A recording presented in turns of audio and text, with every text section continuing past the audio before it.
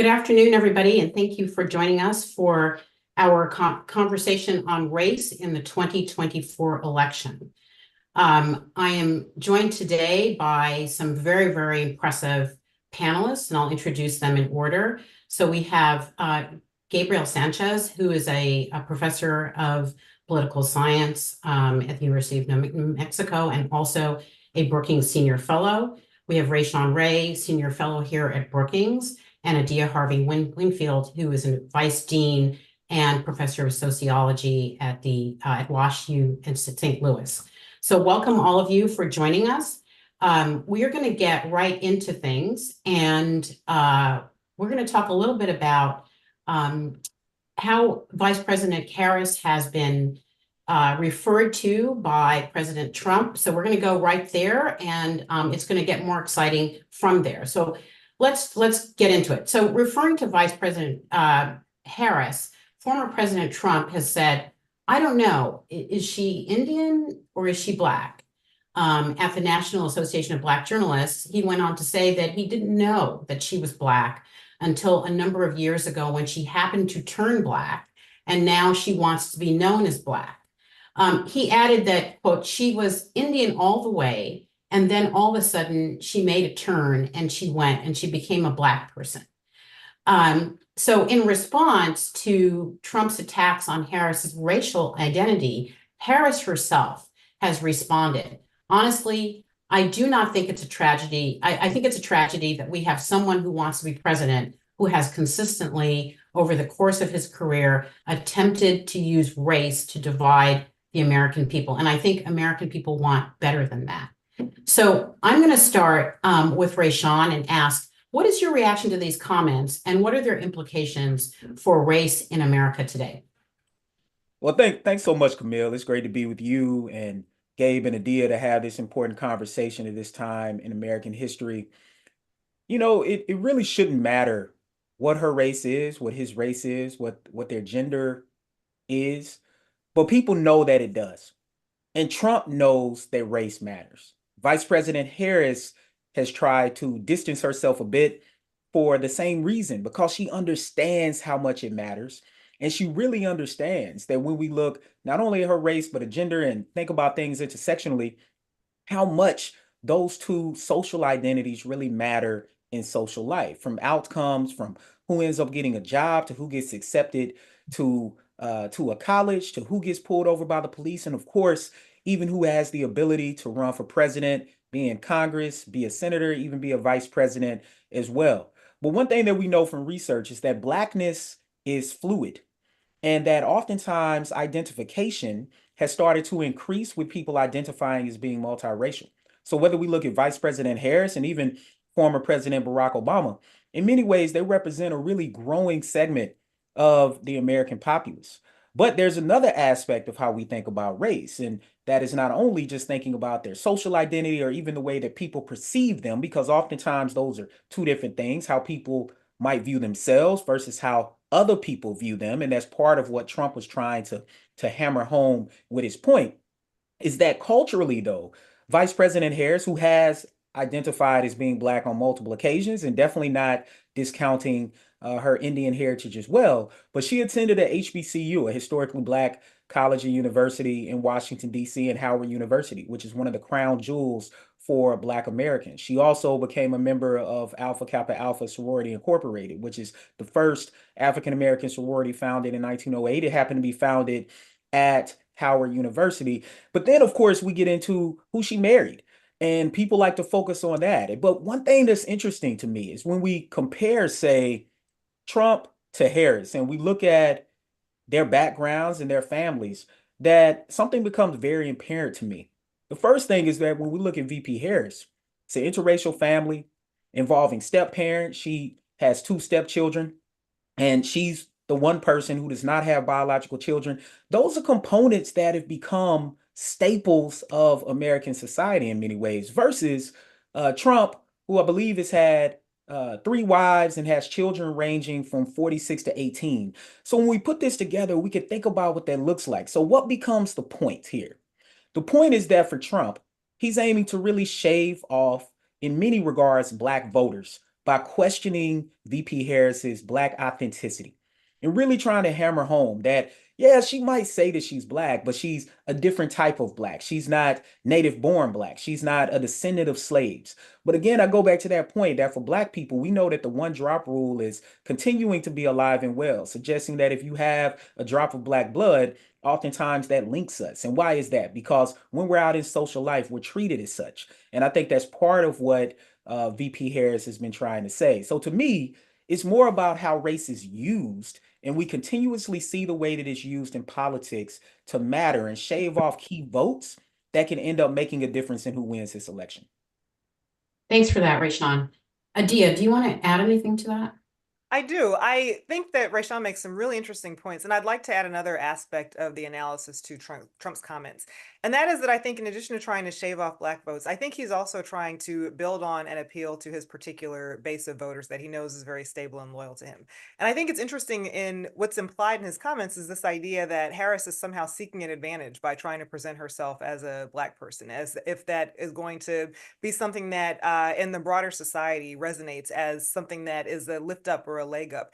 I find that interesting because I think it's consistent with the ways that our ideas of race as a society have shifted over about the past 50 or 60 years, where we now see research and data indicating that for large numbers of white respondents, they see themselves as the most disadvantaged group racially, and they see themselves as being persecuted and the only group that's not necessarily receiving opportunities or attention or policies that are designed to support them.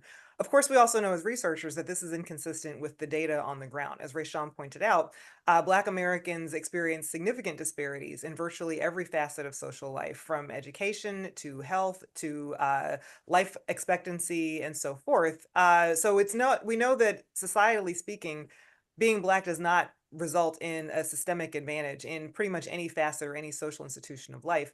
But we also know that there's a real discrepancy between that reality and how the realities of race are viewed. And I think that for Trump, this idea to present Kamala as someone who's striving for Blackness because it's perceived as an advantage and something that offers her an opportunity and a leg up is consistent with these distortions that float around in our society and our broader public around the very real realities of how race is structured and what those inequalities look like. Thanks, Adia. Gabe, wanted to make sure you had a chance to weigh in on this as well.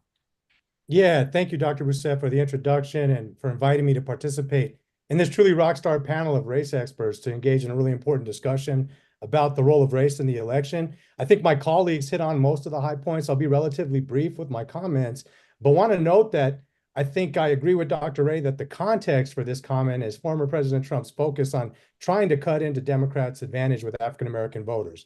And, context being this is obviously one of the most loyal Democratic subgroup of voters in the electorate, but a subgroup that has, at least through polling, shown some signs of potential vulnerability. We'll get into this, I'm sure, as the conversation continues, but we've seen in the data that Black men in particular have been a bit of a weak spot for the Harris campaign. So I think Trump's questioning of Harris's identity is obviously aimed at trying to cut into Harris's ability to really mobilize Black voters through descriptive representation, which is a concept political scientists like myself study intimately, which basically finds that all things being equal, particularly when voters of color get an opportunity, which is rare, to see somebody that looks like them, particularly running at the highest levels, there's always a small push factor in the direction of a candidate that resembles your descriptive identity. So I think Trump's strategically trying to undercut that, trying to dissolve some of that relationship that she naturally has as a candidate, right? I also think that the academic literature on the subject has found that over time, candidates of color like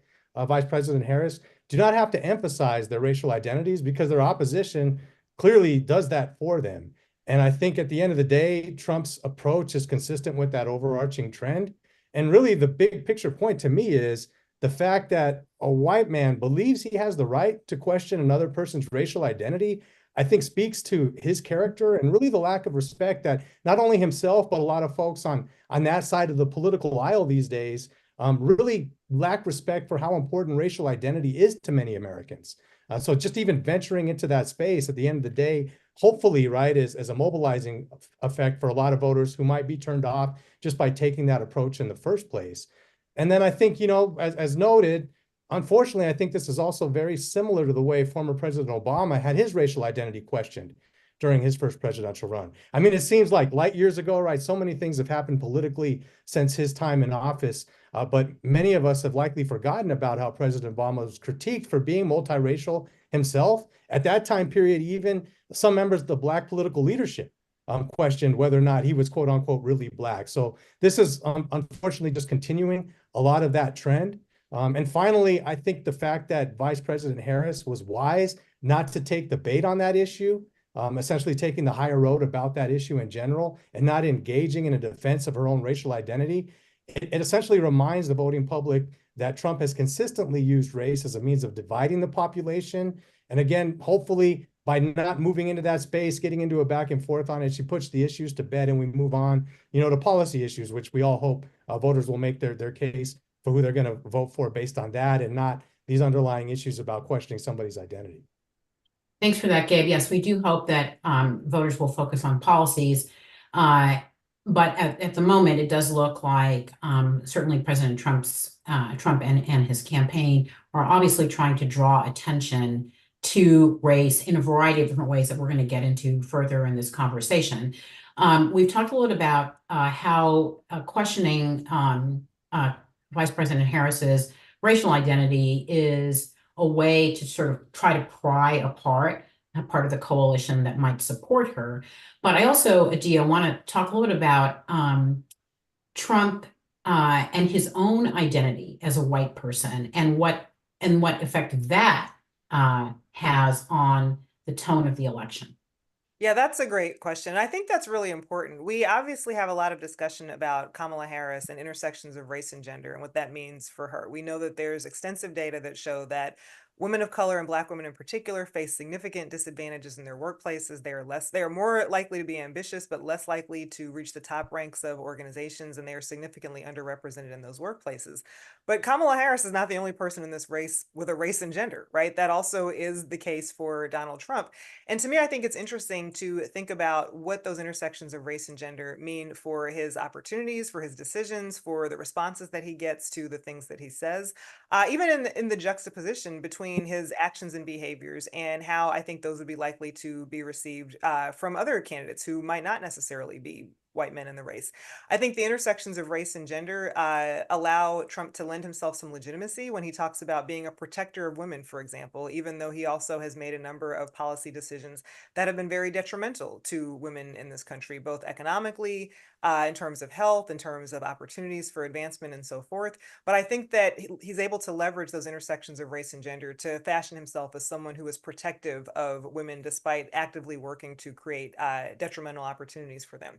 I think that the intersections of race and gender also offer Trump significant amounts of protection when we consider, just from a factual standpoint, the effects of his presidency and the types of personal characteristics that have been a part of his behaviors over the time that he's been in the body politic. This is a person who was impeached twice. This is a person who's been convicted of felony charges. This is a person who, as Rayshawn pointed out earlier, has a series of relationships and wives and extramarital relationships. I don't think that were those things to be the case for Kamala Harris, she would necessarily be in the position that she is in this race. So I think it's useful to highlight not just how we know that the data show that intersections of race and gender create certain obstacles for women of color and Black women specifically. That's certainly true. The flip side of this coin that I think is equally important to pay attention to is how these same intersections of race and gender operate in a differential fashion to create certain advantages to where someone who is a twice impeached felon could still be within striking distance of the presidency.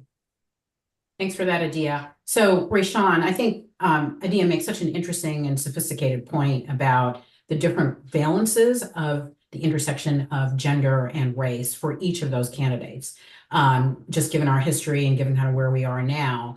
But one of the things I'm wondering is, as we think about, Trump as a white male candidate, somebody who has made somebody with that identity and that, that sort of profile has been making overt overtures to Black men.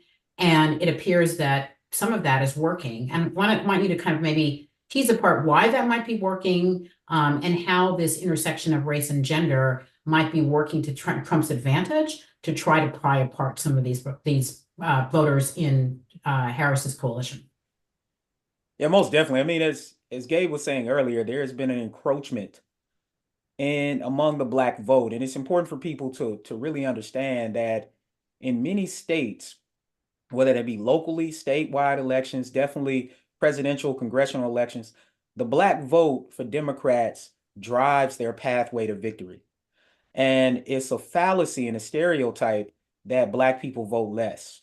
Black people vote on par in many regards to their percentage of the population, and in some presidential races, even voted at a higher rate than whites. So now that we've dispelled that, part of what Adia was highlighting is this intersectional way, particularly for Black women and women of color, where they experience this double whammy. And I want to double down on this for a second because some of my work has elevated this. Particularly a key finding was a paper that I did with Sherry Noy looking at the experiences of PhD students at top graduate programs, the places where all of us had the opportunity to go.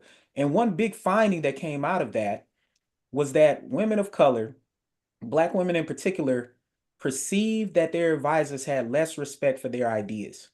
And as I think about all the things that Vice President Harris has done as her time as vice president and said now on the campaign trail, I see that coming to fruition, where she says something and people say she did not say it. It's like I just heard her say it, right? And so it speaks to this less respect for their ideas, which means the counter to that is that oftentimes other groups' ideas, even when they just say they have a concept of something, all of a sudden becomes something that we follow. So when Trump says that he has a concept of a plan, people really buy into that.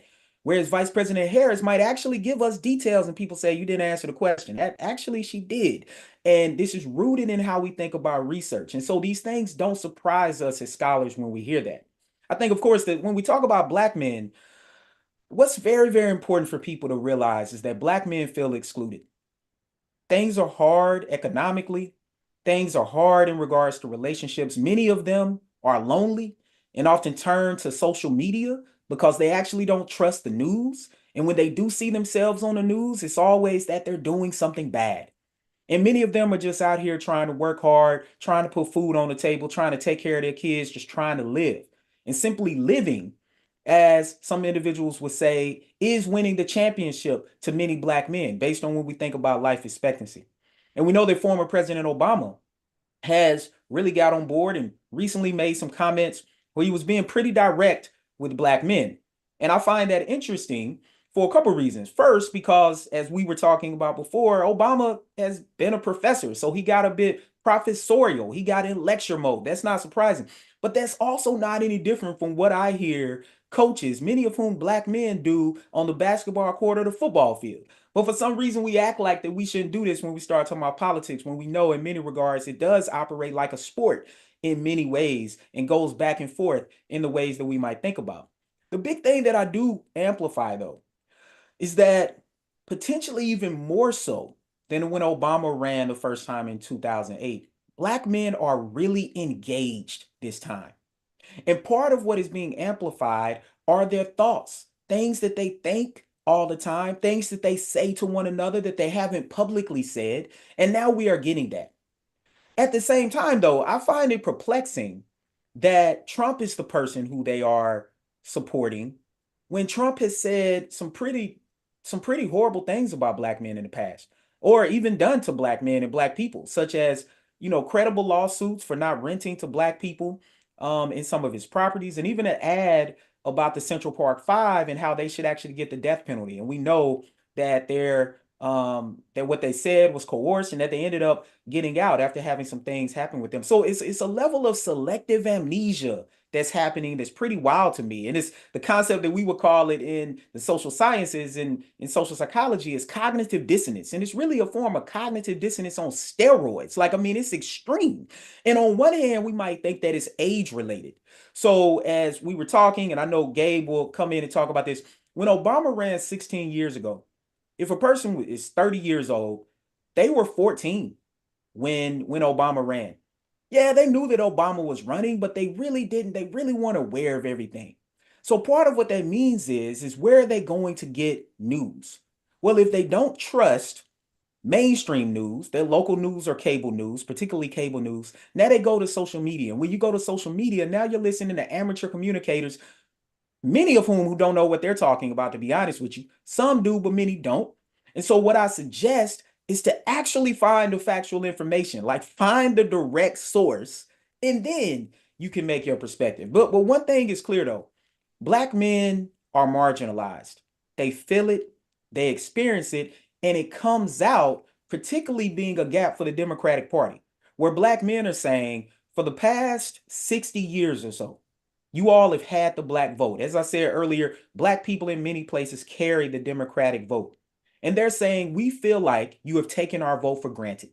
We don't hear us and see us enough in the policies that you're passing. And even when you say that they're for us, we actually look at the legislation and we see that it's for everyone, that you're not simply aiming to help the most marginalized communities. And in that regard, there may be a growing segment based on polling that may end up voting for Trump at most or not voting at the least. Thanks, Rayshawn, for that. Gabe, I wanted to turn to you from a couple of different questions. First, I want to kind of engage you on this question of race being used as a lightning rod in politics, which, obviously is not new, as we've just been talking about in politics. But what is the historical record for how race has been infused into political campaigns? And has it mattered in determining the winner, particularly in the modern era? Yeah, excellent question. I'm gonna speak a little bit to the intersectionality piece, just a couple points. As a professional pollster, I want to try to sneak in some polling data whenever I get the chance to. And then I'm going to tackle the larger question about historically, how has race always been a dominant factor in American politics? Y'all know me by now. I'm an eternal optimist, so I always try to look for some bright spot in the data. And I think, to me, the most powerful measure of the positive effect of the intersection of race and gender has really been the dramatic rise in voter registration among women of color, especially when we compare that back to 2020. I believe TargetSmart, our colleagues over there, did some research where they basically just looked at voter registration across different demographic groups right after Harris was the Democratic nominee and compared that to that same period back in 2020. And the main take-home finding was that there's been a dramatic shift in voter registration, specifically among Latinas, where I believe it was about 150% increase relative to that same period in 2020, and then 175% increase among African-American women. So that's the positive power, right, that we see of that intersectionality that's working for Harris. We've also seen it as a pollster. I stare at polling numbers, unfortunately, more hours of the day than I'd care to admit. And one positive trend in the data is, again, as Harris became the Democratic nominee, women of color in particular moved their attitudes towards their enthusiasm to voting away from voting against Trump to supporting Harris as the Democratic nominee. That's a very powerful finding in the data, primarily because we know when there's something positive as your source of enthusiasm, it tends to have a better impact on your motivation, not only to vote, but to also mobilize others in your networks to engage in the election. So those are all positive trends that I think fit into the intersectionality role. But the other dimension that I'll add to it before I jump to the bigger picture of race historically is I think we can add to gender and race a third dimension of age. And polling, for example, has consistently shown that Harris being significantly younger than both Biden and Trump has been a mobilizing factor for many Americans, especially young voters who are not very excited, let's be honest, to vote for the two oldest candidates in American history when it was a Biden versus Trump race. And on the debate stage, I thought that contrast in age was obvious and stark. And so I think that's just another piece of what the demographic attributes of the candidates bring to the table. And as Rashawn noted, when we think about young voters, right, we always have to remind ourselves when we're talking about the Latino and African-American community, significantly younger than white voters are. So at least for Latinos, 1 in 5 Latino voters who we project will cast a ballot in this race have never voted in a presidential election before because this is the first time they've been old enough to do so. So I think it just adds to that dimension of how this is playing out for Americans. We have to remind ourselves differently across, generational status, their age, et cetera. But I really want to kind of emphasize some of the points that Rashawn made in terms of African-American male voters, because unfortunately, we're seeing the same trends among Latinos and the dynamic of gender. When we look at polling data, for example, we know that there's been, unfortunately, weak spots with both Black men and Latino men, but I want to make clear we're not talking about a major shift, right? In most polls, we're talking about a single-digit shift, 6 to 8% in either the Black male vote or Latino male vote. But unfortunately, when you couple that with a potential decrease in turnout among those two demographics in some of these key battleground states, that could be a big enough factor to actually impact the race. And I think the thing that I'll emphasize that I'm seeing in the data that's consistent with what Dr. Ray noted is, especially when we listen to focus groups, and I've listened to hours and hours of focus groups this election cycle among Latino males, it's the same thing that plays out. It's a perception that Latinos and Black men are feeling ignored or unloved by not just Harris, the Democratic Party overall, which is, I think, the main point that Dr. Ray noted. And I think the reason for that, when you listen closely to qualitative data, is when there's a focus on issues like abortion and reproductive health that has been a dominant narrative from 2022 to now, a lot of men might feel that, hey, they're being left out of that discussion. And it's not to say that they don't feel those issues are important, but they might say, what about me, right? How is the economy going to help me, especially when we know that the economy is probably the biggest factor that's going to decide, right, the context of how all voters are going to decide the election.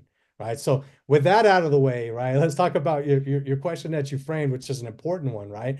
And a great one, because it allows us to make clear that what we are seeing now from the role of race being used to divide the population for electoral gain is far from new in the United States. In fact, I've often argued that race has been how the major parties have framed their campaigns historically, right? Not just today. Many places across the world, right, we think about how the parties sell themselves to voters, how they organize themselves politically is often, right, done through social class. I'm the party for the working class, et cetera. I'm the party for this segment of the economic base. In the United States, however, I've often argued that race is how we organize ourselves politically, not so much by social class. And I think that explains why the overwhelming majority of high-income African Americans vote democratically and for Democratic candidates, when some might say that might be contrasting with their economic concerns or interests. And it also helps explain why lower income whites support the Republican Party's candidates overwhelmingly so when most policies that they put forth, right, are directly against the economic interests of that subgroup of voters. So political scientists have like myself, found that, looking at not just the race of a candidate impacts voters' perceptions about them, but unfortunately, skin color is a powerful factor in how voters evaluate candidates, with darker skinned candidates across racial groups, unfortunately, having a lot harder time with voters. And I think that speaks to the powerful role of race, not just historically, but continuing into today, into how voters think about those issues. We've also seen race used to try to shut down redistributive policies aimed at extending safety net resources to lower income Americans, framing these issues often around race, whether we're talking about welfare policies or childcare, but using stereotypes to suggest that some people of color and nowadays immigrants are milking the system to take resources away from others that might be perceived as more well-deserving. All of this, right, plays into the prominent role that race has played over time. And finally, and maybe what I'm most concerned with in my own academic research these days, is that social scientists have consistently found, unfortunately, that racial diversity that's taking place across the country is, again, unfortunately, leading to a significant shift to more conservative policy views, a large segment of the voting population. In fact, I'm working on an academic project right now where we explore the relationship between diversification and attitudes towards the insurrection. And we find, unfortunately, that many Americans who are experiencing racial diversity, seeing a greater influx of people that don't look like them in their county or their city, is actually leading them to a perception that the insurrection, at the end of the day, that was just a protest that went out of hand. It wasn't anything more than that. And unfortunately, preliminary evidence is suggesting that people who are experiencing diversity are more likely to accept violence as just a part of our modern political system. So I'm very scared about that, and especially scared of the prospect of the situation even getting worse if Harris actually wins in November, because let's not forget that the majority of Americans who were surveyed at the end of Obama's 2 terms in office reported that they felt race relations actually grew worse after Obama's time in office. So again, I try to stay positive and optimistic when I can in the data, but sometimes you just have to tell things the way that the data is playing out in front of you. Appreciate that, Gabe, and that was wonderful, and a lot there. I want to move to Adia, because I also want to, in this conversation, talk a little bit about how the candidates are, excuse me, how each of the candidates are talking about what it means to be an American. So I want to start by asking Adia to contrast kind of the two visions of what is who is an American according to our two candidates, and then to talk about how that has repercussions in the context of an election like this one. Yeah, that's another fantastic question. I think the differences are pretty clear and pretty stark. I think that on one side, we see a candidate who presents real legitimate Americans as people who are predominantly white, who are in rural parts of the United States, who are Republican voters, and who first and foremost express complete and total fealty to him. And then I think on the other side, we have a very different picture. We have a candidate who, by my view, seems to want to make an argument that Americans, by and large, are a big tent, and that there are a lot of opportunities to reach and connect with and interact with a variety of Americans, and to want to respect those who come from a variety of different backgrounds, have different experiences, and have different viewpoints and histories and life experiences and so forth. And these are starkly divergent presentations of what it looks like to be an American, but they also have long-term historical precedent. There has historically been a legal, political, and economic focal point in making sure that those who were considered Americans with all the rights and privileges bestowed thereupon were people who were primarily white, and white men in particular. That has been the precedent in the United States for most of its history, and only recently has started to see some expansion and some change, wherein women of all races, people of color, were included in that definition of what makes someone legitimately an American. So what we see from the Trump campaign is this effort to kind of harken back to this earlier era where those definitions of citizenship, of legitimate citizenship, were much more constrained and much more exclusive. And I think that what we see from the Harris campaign is an effort to move in the opposite direction, to widen those boundaries and to widen that discussion. I think that has interesting implications and overlay for how we see the race unfolding, because it's consistent with each of those candidates' kind of personal biographies and their own personal racial and gendered identities. It makes sense for someone like Kamala Harris to want to offer a more inclusive, a wider and more inclusive vision of what it means to be an American citizen. It also makes perfect sense from a strategic standpoint for someone like Donald Trump to try to narrow that window and to close it off and to make it more exclusive and more restrictive. But the thing that I always come back to when I think about these issues is kind of where we see the country going in the foreseeable future, right? America is not the America of 2000. It's not the America of the 1980s. I'm dating myself and showing my age a little bit here, but it's just true, right? It's not the America of even my parents' generation of the 1950s. This is a country that is becoming increasingly more multiracial. It is on path to at least potentially becoming a multiracial representative democracy. And the question that I always ask myself is what that looks like.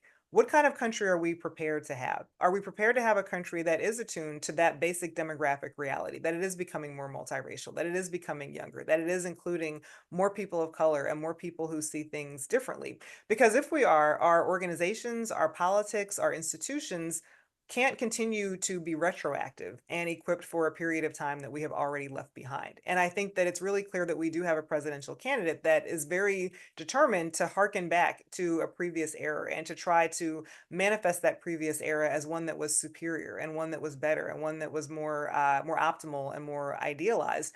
But the truth of the matter is that that's not where we are anymore. That day is behind us, and we have a future that's ahead of us. The question for me becomes, how equipped are we going to be for that future? Are we going to restructure our institutions and our organizations and our social life to meet where our future is going? Or are we going to continue backpacing ourselves in ways that don't lend ourselves as a country to the future that we inevitably have on our hands? And I think that we have candidates with two very different visions of what that looks like, but we also have the reality of the numbers in the society, and the question is still open about where we're going to go. Great, thank you very much for that, Adia. Gabe and Rashawn, I want to chat a little bit more about who's an American, who's an immigrant, how we talk about immigrants, particularly in this election. So Game, I'm gonna go to you first. As you know, former President Trump was in Aurora, Colorado, yesterday, and has been particularly strong in continuing to press his view that immigration is not good for the United States, and that there are risks to American culture. There are risks to American workers, and that as he said very clearly, that on day one he would take some pretty aggressive stances and enact some pretty aggressive policies around containing immigration and removing recent immigrants and returning them to whichever country they have come from. So with that background, I want to ask a little bit about this discussion around immigration and the way it's been framed. Seems very, there's a kind of a very long historical legacy of doing that in the United States. Immigrants are taking our jobs is not new to this particular campaign. But what is new about this, about the way Trump is talking about immigration? I want you to give us a little bit of a sense of that. And then also, how are different demographic groups reacting to what might be new in that argument? Yeah, I greatly appreciate this question. I've probably been asked more about this topic than any other by reporters over the last few months, because it's such a powerful factor, not just in this particular campaign, but what we've seen over the last several election cycles. And as you noted, Trump's been in Colorado and Aurora this week, pushing this anti-immigrant rhetoric, really in an area, right, that is part of his argument in Colorado of immigrants overwhelming the country, and pushing this fear about the otherness of immigrants. And one thing to point out strategically about Trump's presence in Colorado, he doesn't have a shot of winning that state. No pollster is going to tell you he does. So it's not about like trying to rally his base in Colorado. He's symbolically placing himself in areas where he's been saying they're overrun with immigrants. There's all these problems with these immigrants that bring all these challenges to our country, to try to aim at his base in other areas of the country, right? So he's really doubling down on this in a way that is an important and somewhat unique in how he approaches a campaign style.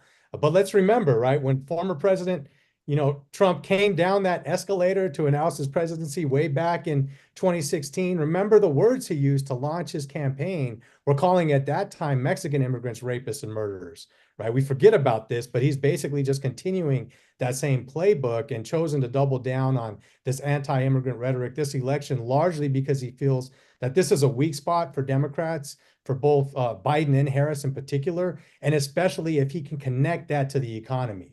Right. And I think that's where we think about the historical narrative about immigrants, because it's really important to remember, and I try to explain this to reporters every chance that I get, that scapegoating immigrants has been part of our American political history throughout the full history as a nation.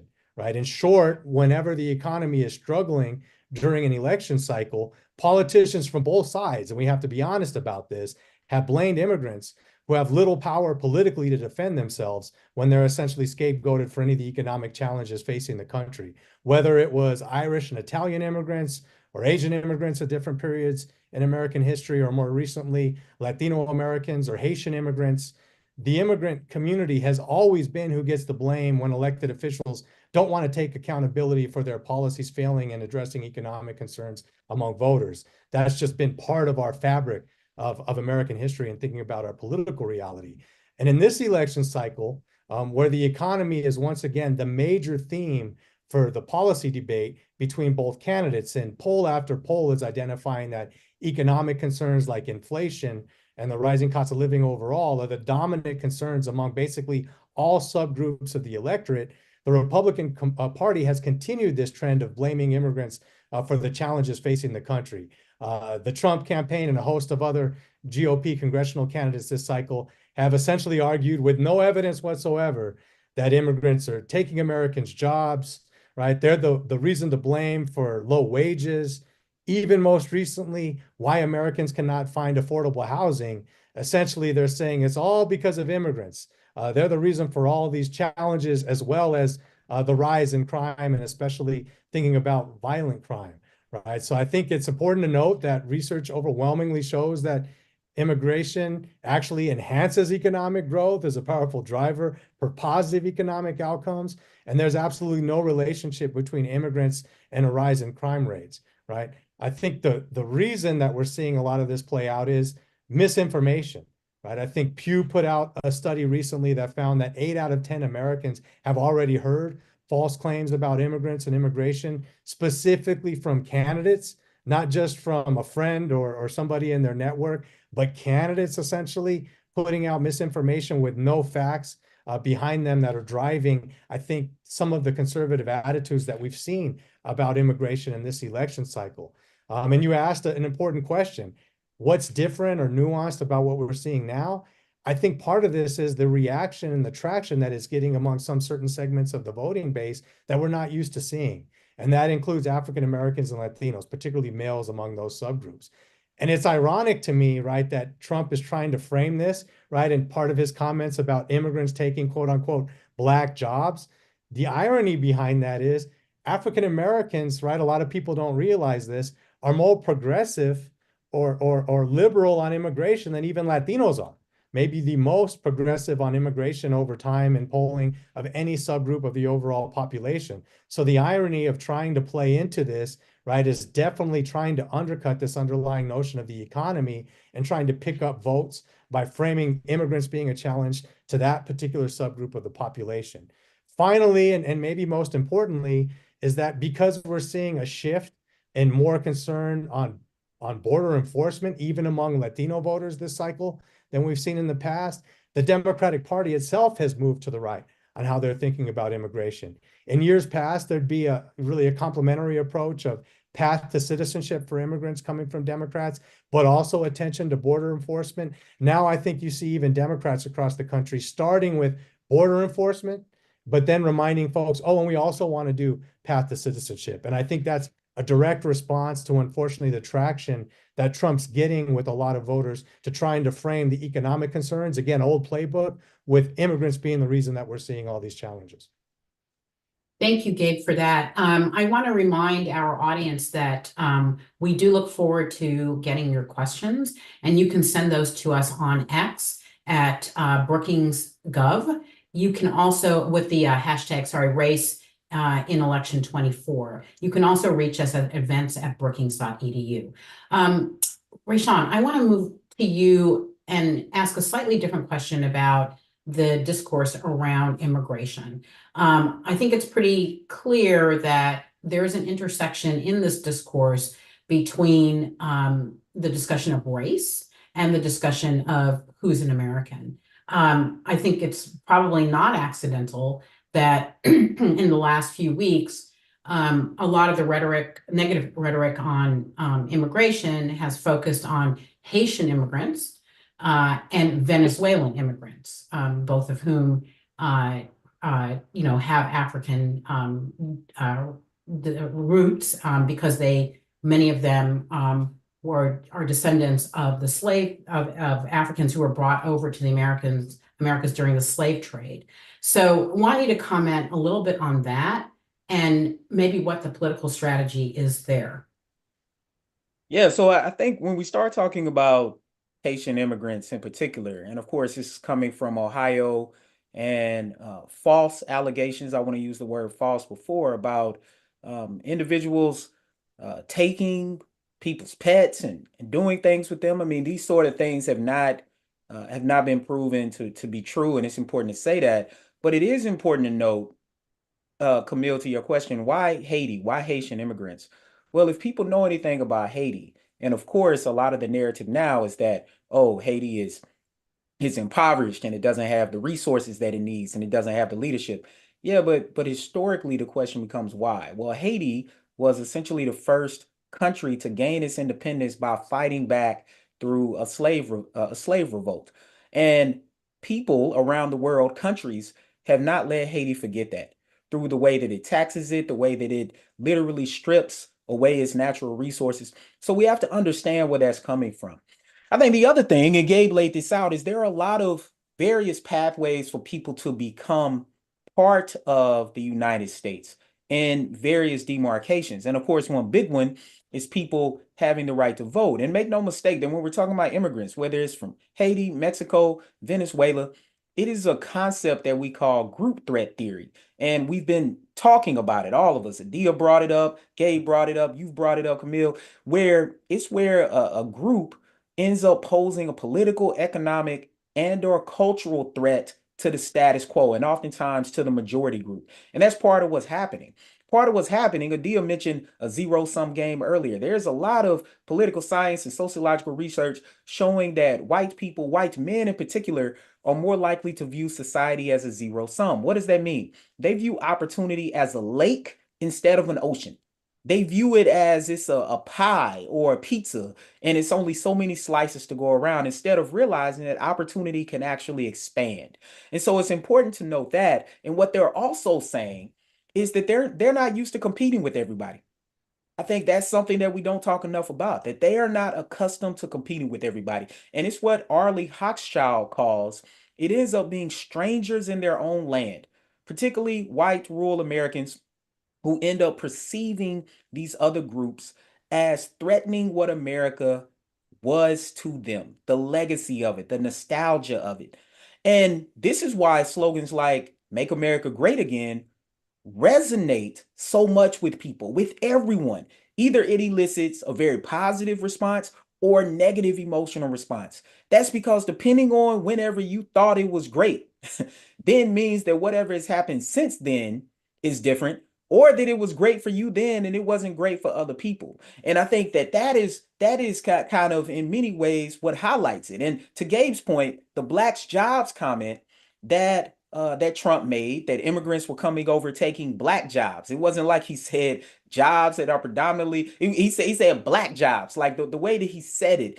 And part of highlighting this is to, again, encroach on what Gabe said, that Black people in America are, again, more progressive on immigration than basically all other groups. So it is to encroach on that, to infuse some type of doubt that their experiences and the interactions that Black people have with Puerto Ricans, the interactions that Black people in the Southwest have with individuals coming from Mexico and other South American countries, and act like that those alliances aren't made, that he is trying to threaten that alliance in many regards that some people have built up in their communities. And part of this is thinking about that some people actually feel that jobs are not available. So they try to identify then someone who to blame. And this is important because for Black men are overrepresented in the top 20 occupations that are reported to not be around in the next 10, 20 years. And they are underrepresented in the 20 fastest growing occupations. So they really feel that. And to your last point about what is being done, what could be done about this? Well, look, I think in this race, there are two candidates. Robert Kennedy Jr. has now dropped out of the race, and definitely condolences to the family for his mother passing away and his other siblings having to deal with that. And as we think about that, I think VP Harris put together some policies that really speak to President Roosevelt's New Deal policies, which at the time excluded Black Americans overwhelmingly. So when we talk about Make America Great Again, that's partly what made America great again following World War II, were New Deal policies. So a lot of us go to that. But accordingly, what VP Harris has said is aiming to ensure that community college is accessible and in many ways free, that people can get $25,000 down on a new home, also engaging in student loan forgiveness. These are all pathways to opportunities where if you help people deal with debt, you help them get education, you help them get a home, you help them get a good job, all of a sudden you set people up. And I think part of what's key is that there are a lot of Americans, whether it be individuals living in rural America, whether it be Black men in urban areas or the suburbs, who feel left out of these equations in terms of what it means to not only have opportunity, but the fact that America is supposed to be the land of opportunity.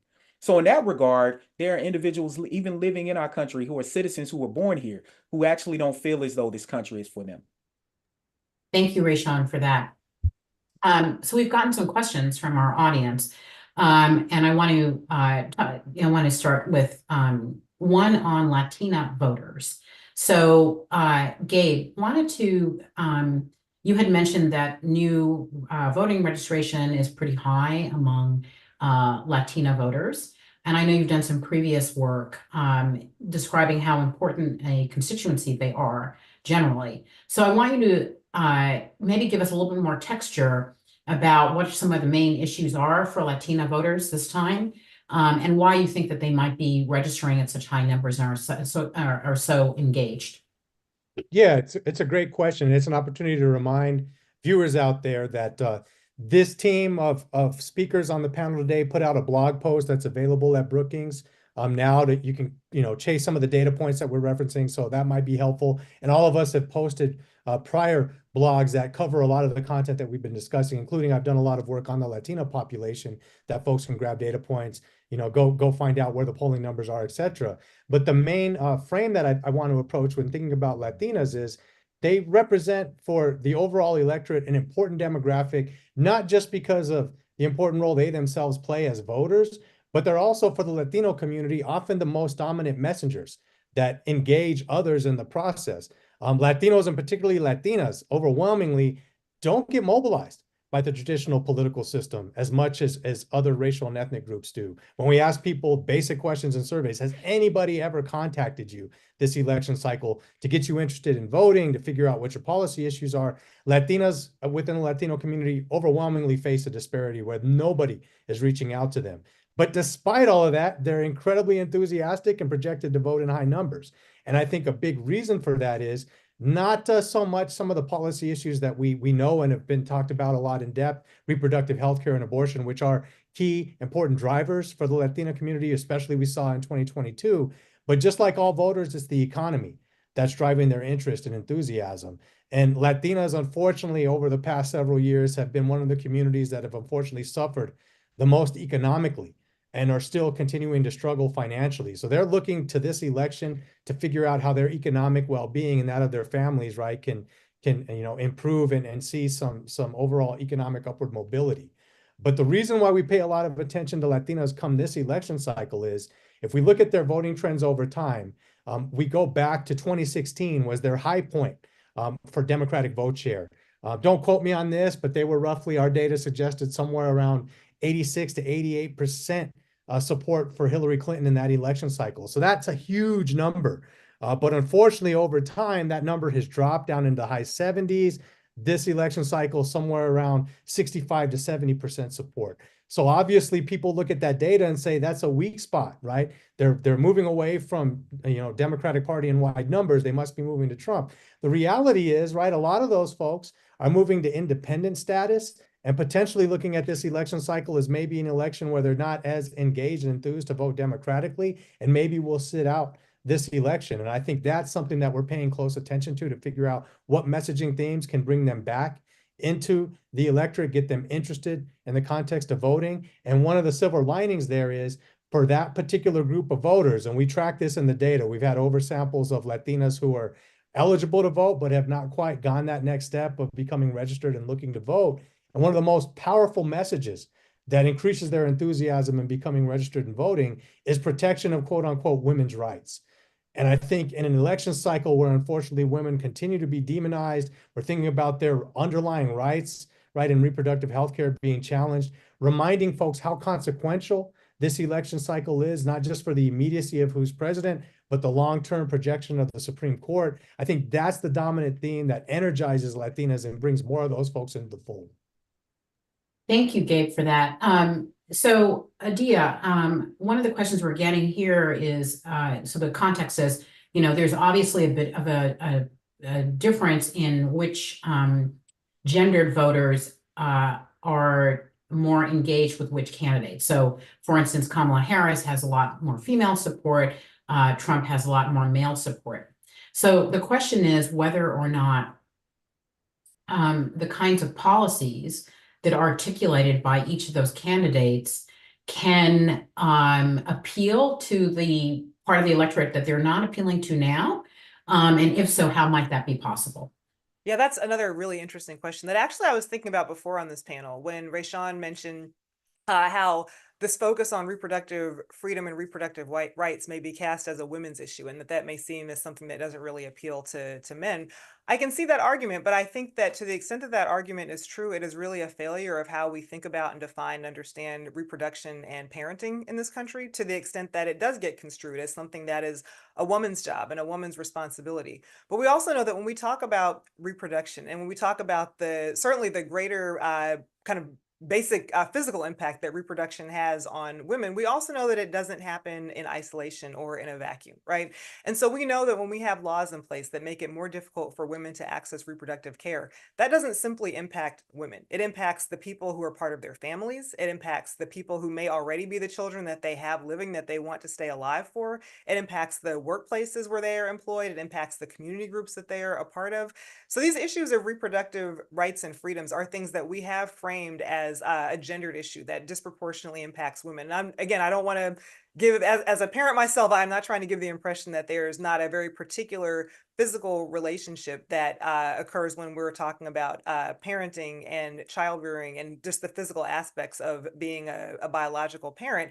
But I also think it's really critical that we reshape and rethink that idea of reproduction as being a woman's issue, because it isn't just a woman's issue. It is a larger community issue. And I think that when we talk about it that way, certain policies that could be enacted into place to address these types of issues, not only enacting more reproductive freedoms, but thinking about the fact that the United States, distressingly, is still one of very few developed countries that does not have paid parental leave. And I didn't say paid maternity leave, I said paid parental leave, because that is a significant facet in this country that helps to explain some of the economic disparities that we have. Those are examples of policies that impact all of us. Those are impacts of policies that have a significant impact on why we still continue to see such economic disparities. And I think if we think about those aspects of things that may seem gendered in this context of how they have a broader impact, but how they also speak to these concerns that voters say that they have about the economy. We can talk about why we also don't have paid sick leave that's available. We can talk about why we have seen such difficulty improving the minimum wage and what that means for families, for men, women, children, all groups and families. I mean, these are things that I think may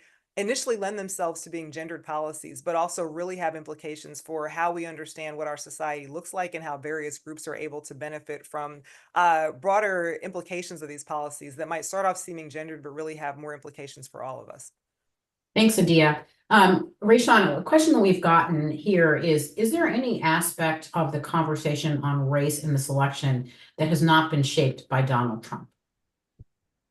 Yes, I mean, look, I think when we start talking about race in America, race, unfortunately, and racism in particular, is a bedrock of American society, and it has a tenet throughout. And so, as we think about this particular election, I think part of what happens with Trump is that Trump is, in some ways, is like lighter fluid that you put on a grill. Like the grill is already heating up, it's already stuff going on, but Trump then throws all the lighter fluid on it. So these are already conversations that people are having. He puts it into the mainstream. Accordingly, it's important for people to realize that what Trump has done are two things. First, his rhetoric as a presidential candidate really matters, helps people to feel emboldened. In places where Trump campaigned at in 2016, hate crimes increased over 300%. 300%. Simply by him saying things that people thought they would allow. And then, of course, we saw the pinnacle of that with January 6th.